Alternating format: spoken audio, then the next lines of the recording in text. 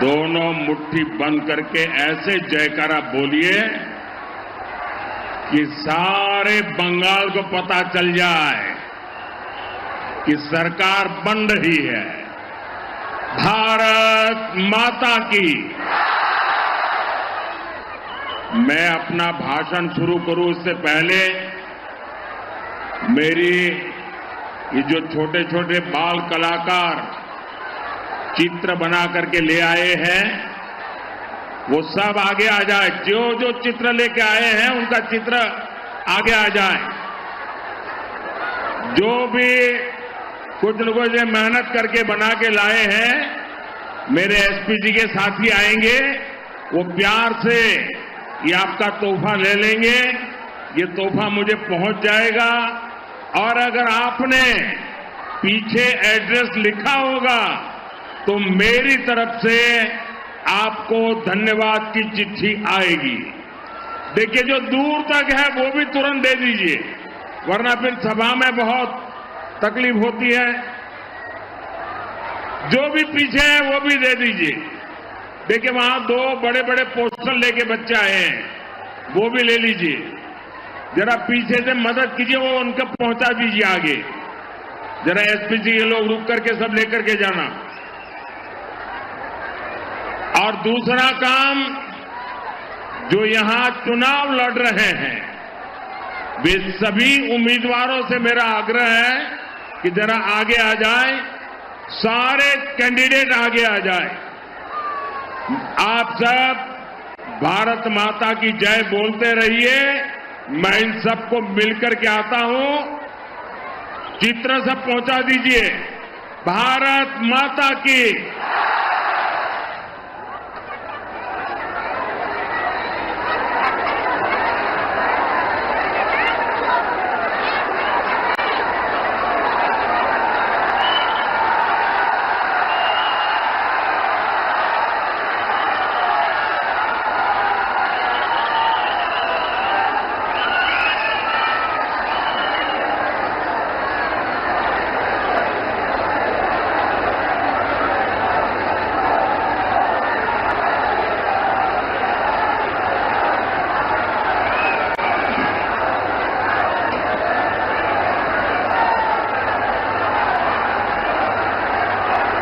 ये पेंटिंग वाला काम पूरा हो गया, अभी भी कोई पीछे है?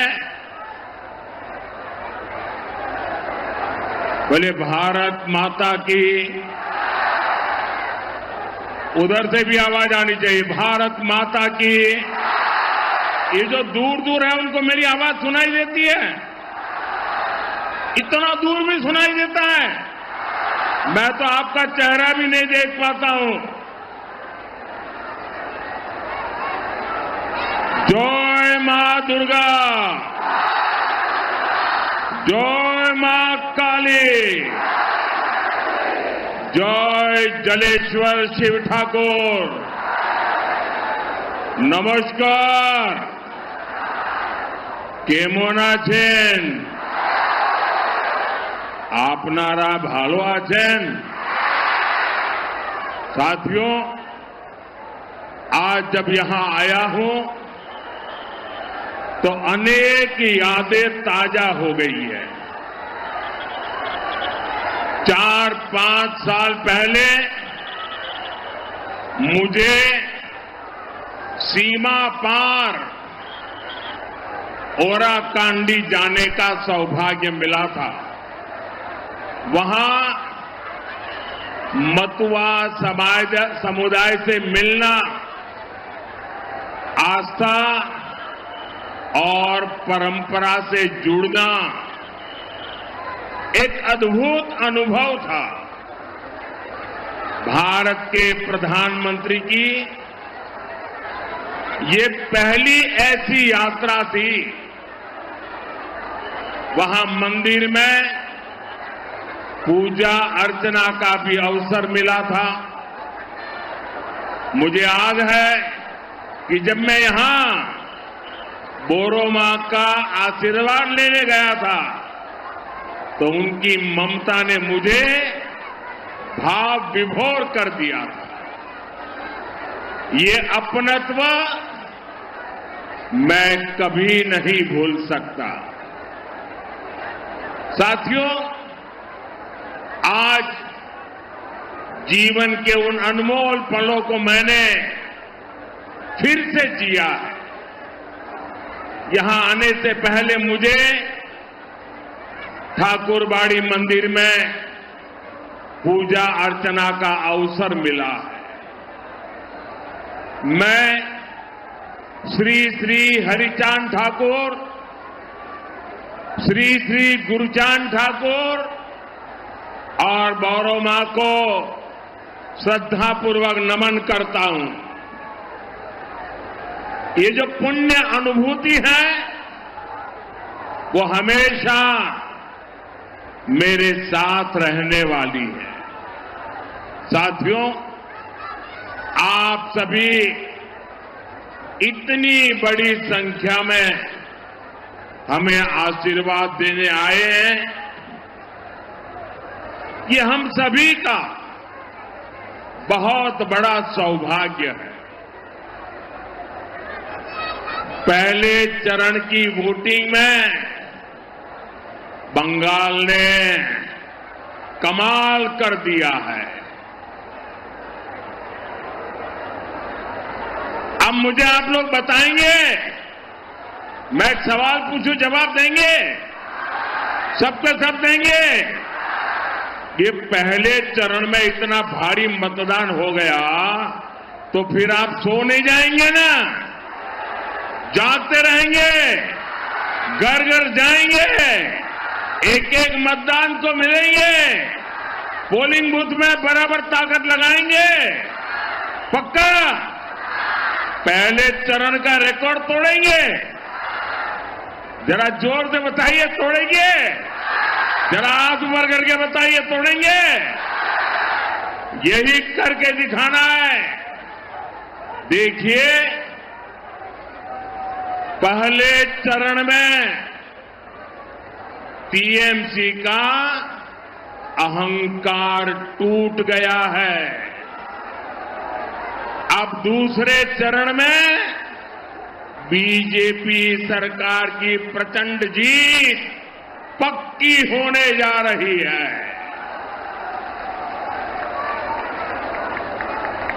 प्रथम चरणे भांगलो टीएमसीर अहंकार, द्वितीय चरणे निश्चितो बीजेपी सरकार। साथियों, बंगाल का ये चुनाव अब अंतिम चरण में है, लेकिन आपने एक बात नोटिस की होगी, 15 साल पहले टीएमसी मां, माटी और मानुष की बातें करके सत्ता में आई थी, लेकिन अब इनके मुंह से मां, माटी और मानुष ये शब्द तक नहीं निकलते। आखिर क्यों? क्या कारण है? मैं कारण आपको बताता हूं। साथियों, ये टीएमसी वाले अगर मां, माटी और मानुष की याद दिलाएंगे तो इनके पाप सामने आ जाएंगे। टीएमसी की निर्ममता ने मां को रुला दिया, माटी को सिंडिकेट और घुसपैठियों के हवाले कर दिया और बंगाल के मानुष को पलायन के लिए मजबूर कर दिया। साथियों, टीएमसी के महाजंगल राज में छोटे से छोटा नेता, छोटे से छोटा गुंडा भी खुद को सरकार समझता है। 24 परगना हुगली नदी के इर्द गिर्द का इलाका ये कभी मिलों और फैक्ट्रियों का इलाका हुआ करता था, लेकिन आज मिलों पर ताले लगने के नोटिस की ही खबरें आती है।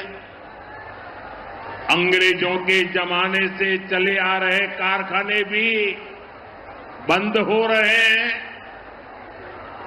बनगांव से बैरकपुर तक अनेक जूट मिले, अनेक फैक्ट्रियां 15 साल में बंद हुई है। सिर्फ एक ही फैक्ट्री, एक ही दुकान फली फूली है,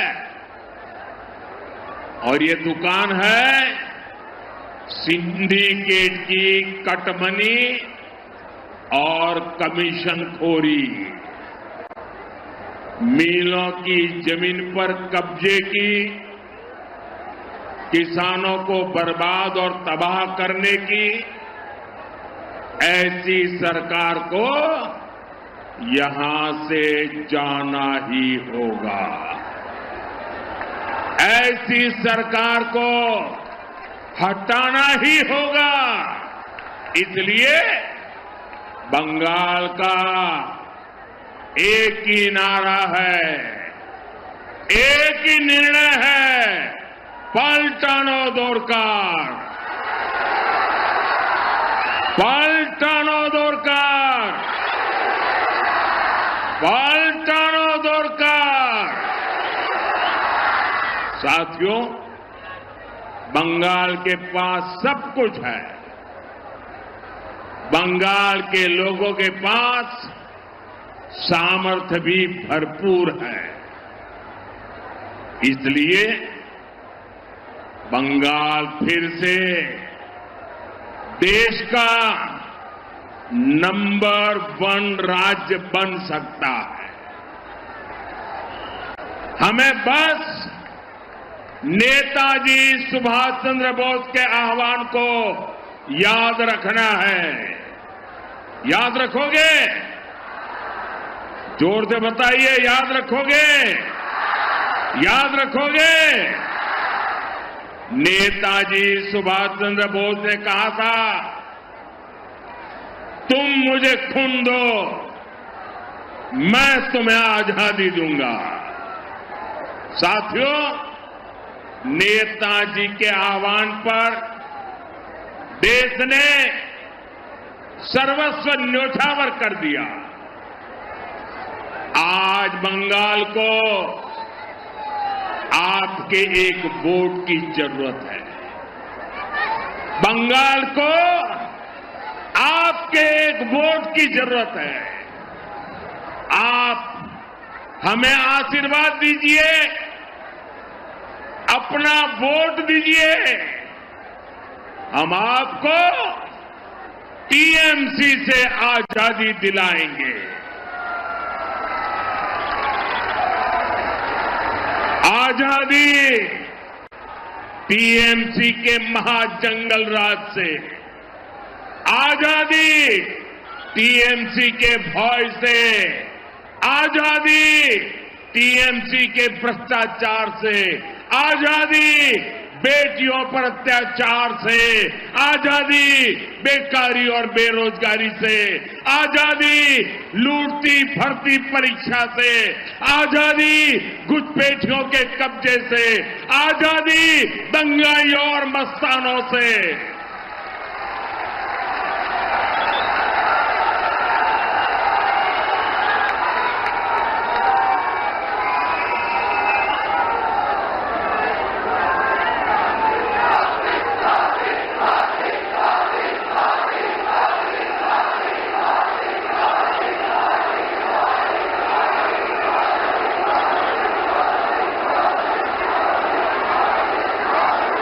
साथियों, बीजेपी के लिए किसानों का कल्याण भी हमारी प्राथमिकता है। हम जुट किसानों और श्रमिकों की चिंता समझते हैं। इसलिए केंद्र की बीजेपी सरकार ने 11 साल में जूट का एमएसपी डबल कर दिया, डबल। जूट किसानों से जूट खरीद 3 गुना से अधिक कर दी।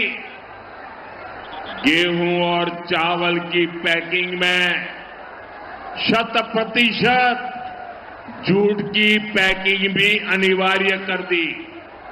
हमने सिंगल यूज प्लास्टिक पर बैन लगाया ताकि जूट का उपयोग बढ़े। बंगाल की जूट मिलों को ज्यादा से ज्यादा ऑर्डर मिले, लेकिन टीएमसी का सिंडिकेट यहां मिलों को चलने ही नहीं देता।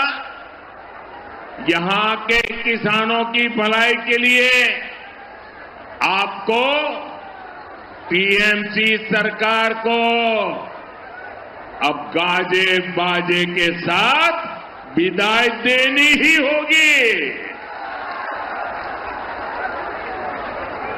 साथियों,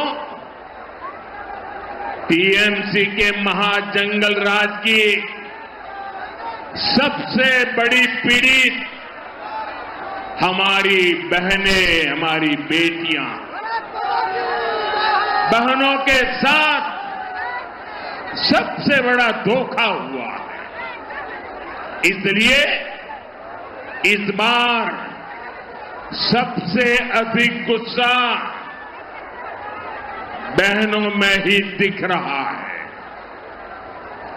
संदेश खाली में बहनों के साथ गुंडे अन्याय करते रहे। टीएमसी की निर्मम सरकार गुंडों को साथ देती रही। इतना ही नहीं, यहां तो बहनों को ही गाली दी गई। मेरे प्यारे बंगाल के भाई बहन, ये कभी भी भूलना नहीं है। साथियों, टीएमसी के महाजंगल राज में यहां से बेटियां लापता हो रही है, लेकिन टीएमसी सरकार सोई पड़ी है। बेटियों की इनको कोई चिंता नहीं है। लेकिन अब और नहीं, जो ये गुंडे हैं, ये जो रेपिस्ट है, 4 मई के बाद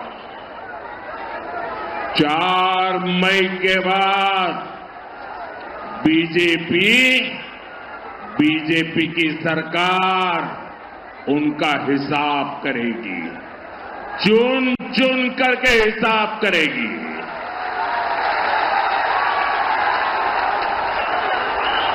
और इसलिए मैं सभी बहनों से कहने आया हूं, अब सहना नहीं है, अत्याचारियों को हटाना है।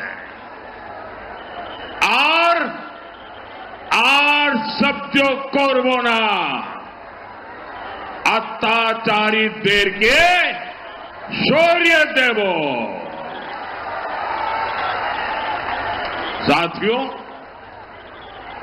बीजेपी बहनों बेटियों को सुरक्षा भी देती है और अवसर भी देती है। संदेश खाली के बहनों के संघर्ष से जुड़ी एक बहन को बीजेपी ने टिकट दिया है। आरजी कार में जिस बेटी की हत्या हुई, उस डॉक्टर बेटी की मां को बीजेपी ने अपना उम्मीदवार बनाया है। ये बंगाल की बेटियों की सुरक्षा के प्रति बीजेपी के कमिटमेंट का प्रमाण है। साथियों, बंगाल में बनने वाली बीजेपी सरकार कदम कदम पर बंगाल की बेटियों को मदद देगी।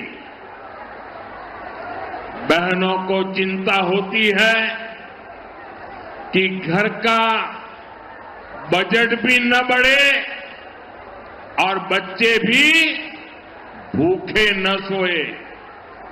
इसलिए बीजेपी सरकार आपको मुफ्त चावल देती है। इससे हर परिवार को 7 से 10 हजार रुपए की बचत हर वर्ष हो रही है। साथियों, जिन बहनों को उनके पास अगर पक्का घर नहीं है तो उनको बीजेपी सरकार 1.5 लाख रुपए देगी ताकि वे अपना पक्का घर बना सके। साथियों, टीएमसी की निर्मम सरकार ने आपको आर्सेनिक वाला, जहर वाला पानी पीने को मजबूर करके रखा है। बीजेपी सरकार हर घर तक नल से शुद्ध जल पहुंचाएगी। आपका बिजली बिल 0 हो, इसके लिए बीजेपी सरकार करीब 80,000 रुपये देगी ताकि आप अपने छत पर अपना खुद का सोलर प्लांट लगा सके। साथियों, बीजेपी की सरकार में यहां बंगाल की बहनों को अपनी बीमारी का इलाज टालने की जरूरत नहीं पड़ेगी। आप देखिए, कल्याणी में एम्स हमने बनाया है। हमारी सरकार आपको और खास करके मेरी माताओं, बहनों, बेटियों को 5 लाख रुपए का मुफ्त इलाज देगी। 5 लाख रुपए। जन औषधि केंद्रों पर 80% डिस्काउंट में दवा दी जाएगी। ब्रेस्ट कैंसर हो, सर्वाइकल कैंसर हो, इनकी जांच और टीका मुफ्त लगाया जाएगा और साथ ही गर्भावस्था के दौरान 21,000 रुपये की मदद और ग्रेजुएशन के लिए बेटियों को 50,000 रुपये की मदद, ये भी बीजेपी सरकार देने वाली है। यानी बेटियों की पढ़ाई और दवाई, इसकी चिंता बीजेपी सरकार करेगी। साथियों, बीजेपी सरकार बहनों के रोजगार और स्वरोजगार के लिए भी सहायता देगी। बहनें हर साल 1 लाख रुपए से अधिक कमाएं, इसके लिए 75 लाख बहनों को मदद दी जाएगी। जो बहन अपनी कोई दुकान, ढाबा, सैलून, बुटीक ये शुरू करना चाहती है तो बैंक से 20 लाख रुपए तक का मुद्रा लोन मिलेगा और बैंक को गारंटी चाहिए ना, ये गारंटी अब बहनों आपको नहीं देनी पड़ेगी। ये गारंटी आपका ये भाई मोदी देगा। मोदी।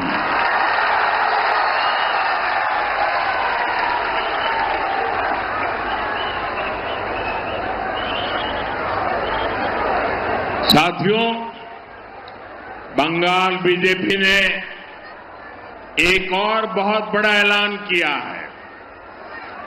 बंगाल में बीजेपी सरकार हर साल 36,000 रुपये बहनों के खाते में जमा करेगी। आंगनबाड़ी हो, अन्य महिला हेल्थ वर्कर्स हो, उनके वेतन भत्ते को लेकर भी बंगाल बीजेपी ने बड़ी घोषणा की है। इतना ही नहीं, बंगाल बीजेपी ने बेटियों को सरकारी नौकरी में 33% आरक्षण देने का भी भरोसा दिया है। यानी बीजेपी की डबल इंजन सरकार का बंगाल की बहनों बेटियों को डबल फायदा होगा। साथियों, बंगाल के युवाओं में बहुत सामर्थ्य है। टीएमसी की निर्मम सरकार ने युवाओं को नशे के अंधकार में धकेल दिया है। हमारा ये बंगाल तो क्रिएटिविटी का किंग है। आपने देखा है बच्चे कैसे बढ़िया बढ़िया पेंटिंग बना करके ले आए। बीजेपी बंगाल के युवाओं की क्रिएटिविटी को ताकत देगी, संवारेगी। आजकल बंगाल के बेटे बेटियों के म्यूजिक वीडियो भी, उनकी बनाई रील की सोशल मीडिया पर बहुत तारीफ हो रही है, वाहवाही हो रही है। कई रील्स तो मैंने भी देखे हैं। जाहिर है जाल मुड़ी से ही जिनको इतनी जान लगती है उनको युवाओं की क्रिएटिविटी पसंद नहीं आती है। लेकिन बीजेपी इस ऑरेंज इकोनॉमी को, कंटेंट क्रिएशन को बंगाल की ताकत बनाएगा। साथियों, बीजेपी बंगाल के स्पोर्ट्स कल्चर को नई बुलंदी देगी। अभी टीएमसी के सिंडिकेट ने यहां स्पोर्ट्स इकोसिस्टम को भी तबाह करके रखा है।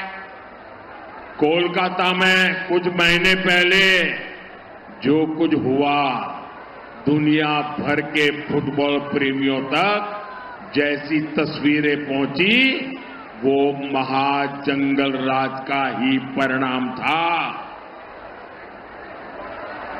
मैं बंगाल के सभी युवा, बंगाल के सभी खिलाड़ियों को भरोसा देता हूं, खेलो इंडिया अभियान के तहत बंगाल में नया स्पोर्ट इकोसिस्टम तैयार किया जाएगा।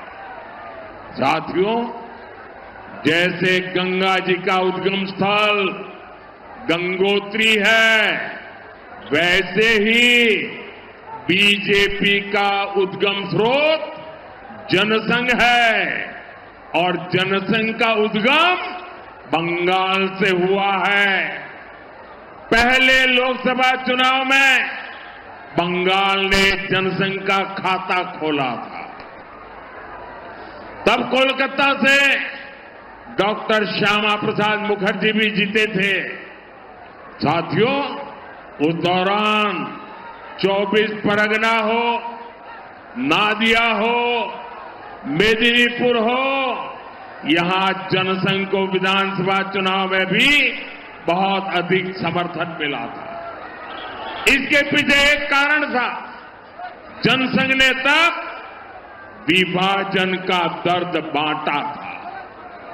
जनसंघ पूर्वी बंगाल से बेघर हुए शरणार्थियों के साथ खड़ा हुआ था।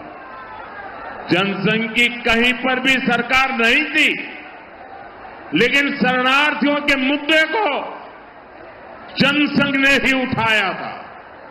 साथियों, डॉक्टर श्यामा प्रसाद मुखर्जी को तो शरणार्थियों का प्रवक्ता माना जाता था। उन्हीं के संस्कार आज भाजपा के भीतर है।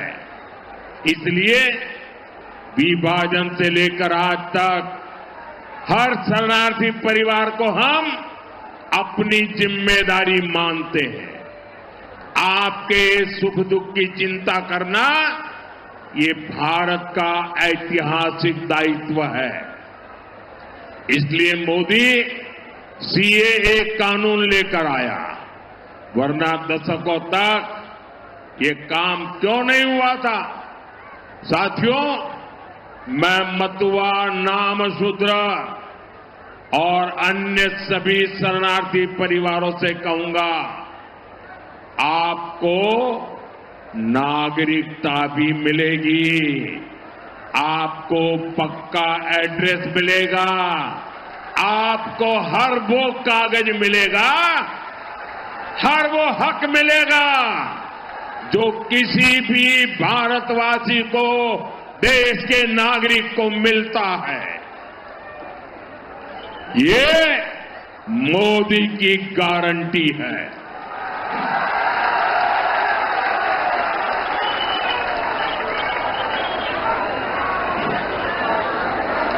लेकिन साथियों, आपको टीएमसी के झूठ से बहुत सावधान रहना है। आप अपने हृदय पर हाथ रखकर खुद से पूछिए, जो लोग खुलेआम सीएए का विरोध करते थे, जो सीएए को हटाने का ऐलान करते हैं, क्या वो आपकी भलाई के बारे में कभी भी सोच सकते हैं क्या?